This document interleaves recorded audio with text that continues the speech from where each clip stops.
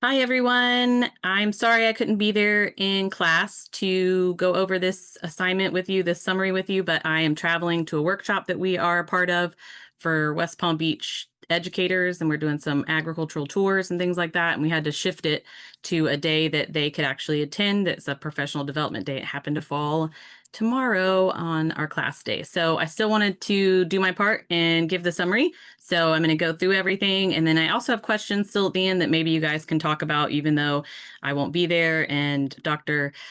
Greenhawk can lead the discussion and everything on that. So my summary, my article is on the GLOBE project, and the full name is Global Leadership and Organizational Behavior Effectiveness, the research project. And it was led by Robert House, but Peter Dorfman was a part of that along with many other contributors. So that's why it's Dorfman et al. But it was a very extensive project. And so let's go ahead and dive in. So a little bit of what I'm going to break down for you guys, the foundation, what it was built on, Globe's actual scale and scope, the cultural dimensions and leadership results that came out of it, and then kind of some key takeaways that I got from it. So let's go. All right. So the Globe project built from Hofstede's cultural dimensions, and he did that in the 70s and 80s. The Globe project started in the 90s. As you probably learned from the previous presenter, Hofstede studied over 100,000 IBM employees across 40 countries and then identified 6 fundamental cultural dimensions from that. That's how we shaped how people work and value organizations. Hofstede's work was a breakthrough, but left some space for growth, and it told us about cultural values, but didn't specifically get into leadership and how culture shapes our perceptions of what we think an effective leader is. So that was where Globe came from. Robert House and his colleagues asked, what if we directly measured what different cultures actually value in their leaders?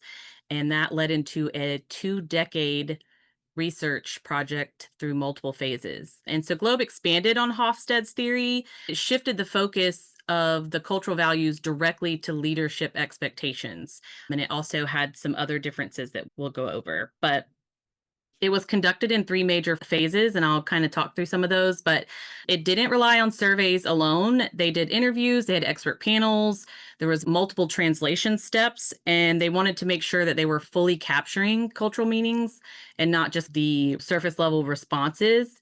It included 62 societies or countries across the world, and it chunked them into 10 cultural clusters, if you will. And they surveyed 17,000 middle managers from different industries. So food processing, telecommunications, finance. And it was one of the largest cross-cultural leadership studies ever conducted, which I can imagine over 20 years, and the amount of data that they collected, that's why it was of that scale. But I guess they really wanted to answer that question. So there's no doubt that it was methodologically rigorous. And I think that the point there was just so that they could say, hey, culture shapes leadership. And we have the data to back that up. So phase 1 was the instrument development and validation. They developed standardized survey questionnaires. They went through literature reviews, expert input in leadership and cultural psychology. They also conducted pilot tests in multiple countries. They just want to check everything, which I think working across different cultures, that's super, super important. They used back translation. So that kind of means that survey items were translated from English into local languages and then translated back into English by a different person just to check for accuracy, which I thought was really interesting. But the sheer language barrier there would have created a lot of work that they would have needed to do on top of everything else. So I think it's really cool that they went the extra mile for all of this. And then they adjusted and reworded items that didn't translate well or maybe had different cultural meanings. So they wanted to make sure that leadership, performance, and team orientation meant the same thing. And so that needs to translate across countries like Japan, Brazil, Germany. They wanted to make sure that was all the same. Middle managers, mostly mid-sized and large organizations. Like I said, industries were food processing, finance, telecommunications, that they were chosen because of their comparability across the different nations. The sample size, 17,300 participants from 951 organizations. That in itself to me is absolutely insane. Just the idea of taking on that size of a research project makes me very nervous. But each country that participated had its own local PI, and that person led the data collection within that country, which I feel like is almost a way you would have to do it. So the survey content, three main sections. It looked at cultural practices as is, cultural values and how they should be, and then leadership attributes, which I thought was really interesting. So it helped researchers separate actual behaviors from idolized values. And then scoring and scales, participants rated it on a Likert scale 1 to 7. And then data was aggregated both the individual and societal levels, and to capture within each country and the differences between country variation and things like that. So that was an important part. And I think the scale is very interesting, especially when comparing it to Hofstede's. But the phase 3 data analysis, cultural clustering, researchers, they conducted factor analysis. They ran cultural analysis to group countries into their 10 cultural clusters. Cross-level analysis that looked how national cultural dimensions related to preferred leadership styles, and then, of course, statistical reliability tests. They did data triangulation, validity, and all of this. The reason that all of that is important is it's such a large study, many phases across different countries, but they wanted to ensure that they used local experts. They measured both what is and what should be. They linked culture directly to leadership expectations, and then collected data systematically and scientifically so that it could be generalized and they could say, hey, we have the data to prove it. So I was interested like what the 10 cultural clusters were. So I wanted to share those with you, but this is a breakdown of what those are and where some of the countries that participated, where they fall, and then just the general cultural characteristics within those countries, which I just found, extremely interesting.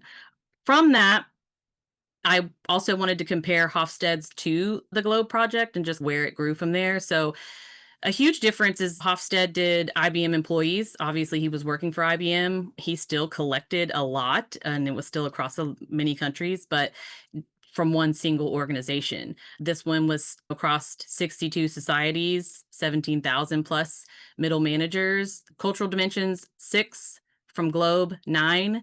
Leadership theory was indirectly related to Hofstede's leadership implied through values, and then directly related since Globe really wanted to concentrate on that. So I thought that was kind of cool, so just the comparison there, because it was just interesting to me. I learned about Hofstede's in my communication theories class, so it was interesting to learn about this new leadership research project and then look at the theories. But these are the 9 cultural dimensions that came from that: power distance, uncertainty avoidance, institutional collectivism, in-group collectivism, humane orientation, assertiveness, gender, egalitarianism, future orientation, and then performance orientation. So they grew, like I said, from Hofstede's, and they have 9. And then there's 6 culturally endorsed leadership styles: charismatic, value-based, participative, autonomous, team-oriented, humane-oriented, and self-protective. I'm not going to read through all those because you guys had the article too. But what I thought was interesting is looking at the ones that kind of were valued everywhere versus the behaviors that were shaped by culture. So generally speaking, charisma, inspirational ability, integrity, trustworthiness, clear vision, and direction giving ability, create meaning and purpose. Those kind of translated across all the societies that were a part of this. Whereas some of these behaviors and these traits on the other side were much more cultural oriented. So boldness, that's celebrated in the US, but it's kind of seen as arrogance in Japan. Participation, inclusive in Scandinavia, but seen as maybe disrespectful in hierarchical cultures. Emotional expression is connected to authenticity in Western context, but inappropriate in some Eastern cultures. And then direct feedback, valued in low context cultures, but insulting in high context ones. I just thought the differences were very interesting, as well as the ones that translated across all of the societies. And then there were, of course, strengths and limitations, as there are with every study. I think some of the strengths, the mixed methods approach, it increased the reliability and validity. The Globe was unparalleled, obviously, in its global reach, data volume, and the multi-phase. The study extends and refines Hofstede's framework, and it specifically connects culture to leadership theory. And then the findings have clear implications for multinational organizations, which there are many, many of, especially within that cross-cultural training area. Grouping nations into cultures could be considered a limitation. I think that's why I wanted to show those clusters, because interesting that they grouped them that way. I would assume there was reasons that they did it and felt like it would work out, but it just was interesting to me that it could change the representation of some of the areas and maybe left some areas out. Some leadership dimensions, particularly the emphasis on charisma and performance orientation, that's more Western centric views of effective leadership, which I thought, was interesting, but also a limitation. And then the study assumes that culture values remain consistent. They overlooked modern globalization and the rapid societal changes that are altering leadership beliefs and practices. So, what does this kind of mean? I think GLOBE is incredibly valuable, obviously not perfect. It's a sophisticated map, and understand the context it studied, but then dig deeper for your own research or work. I think there's also space for it to definitely be expanded on again. And then I feel like this always comes up, is the Western bias question, which I have learned more and more and more about and seen through the lens of, is this Western or is this global? Because I think there's many people that have no clue that's the lens that they could be looking through things. And so some leadership dimensions may reflect Western values more than others. And could globalization be eroding cultural differences that GLOBE assumed were stable? That's an interesting question when you think about the study as a whole, especially when you're considering these like massively global organizations or companies that have many nationalities working within them. So the impact there, it made leadership cross-cultural. Before GLOBE, leadership theory was dominated more on the Western perspectives. And then it proved good is very, very contextual. And your culture plays a huge part in that. There's no universal best leadership style, only context appropriate ones. It definitely redefined how we understand culture within leadership. GLOBE showed that countries share underlying values and leadership expectations in ways that, transcend geography, and then also offer practical frameworks for global leadership, and then created tools for real world impact. Multinational organizations can use GLOBE's insights to change their leadership development and work cross cultural teams and assess those dynamics, and then train leaders to navigate those spaces, which I think is huge, especially because more of those organizations exist now than probably did 20, 30, 40 years ago. So my final thoughts of understanding I always like to break things down into more layman's terms, but for me, this is what I thought. If Hofstede gave us the map of cultures, GLOBE gave us the guidebook for how leaders navigate those cultures. And then if Hofstede told us that people think differently across countries, GLOBE told us those differences shape what people expect from their leaders, which in this frame, like looking at it like this, I was like, oh, yeah, that kind of makes sense. I definitely can see how culture would play into that. What we feel like is a good leader or what we expect as a leader here in the United States is definitely different than many other areas of the world. So these are the questions, but I wanted to, move forward. I'll come back to this slide, but I wanted to move forward to the next slide because it was just something that I dug into kind of extra that was interesting to me. But we hear the Western compared to Eastern all the time. So I wanted to see, what is that? What's the differences?